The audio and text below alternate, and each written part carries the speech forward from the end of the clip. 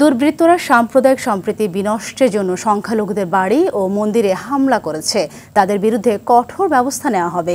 দুপুরে সচিবালয়ে ধর্ম উপদেষ্টা ডক্টর আ.ফ.ম. খালিদ হাসান মন্ত্রণালয়ের কর্মকর্তাদের সাথে বৈঠক শেষে এসব কথা বলেন। উপদেষ্টা জানান, জেলা প্রশাসকের মাধ্যমে সংখ্যালঘুদের বাড়ি মন্দিরে হামলার তথ্য সংগ্রহ করা হবে। এর সঙ্গে জড়িতদের শনাক্ত করে আইনের আওতায় নিয়ে আসার কথা জানান তিনি বলেন, ক্ষতিগ্রস্তদের ক্ষতিপূরণ দেওয়ার বিষয়ে আলোচনা হয়েছে। সংখ্যালঘুদের কোনো স্থাপনায় হামলা হলে দ্রুত তথ্য পেতে হটলাইন চালুর উদ্যোগ নেওয়া হয়েছে বলে জানান ধর্ম উপদেষ্টা। সংখ্যালঘু সম্প্রদায় সনাতন ধর্ম, বৌদ্ধ ধর্ম, খ্রিস্টান ধর্মের তাদের অধিকার, তাদের সমস্যা নিয়ে আমরা আলোচনা করেছি।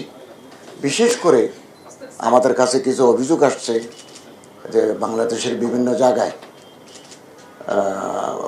ধর্মীয় সংখ্যালঘুদের বাড়িঘর এবং উপাসনালয়ে আক্রমণ হয়েছে।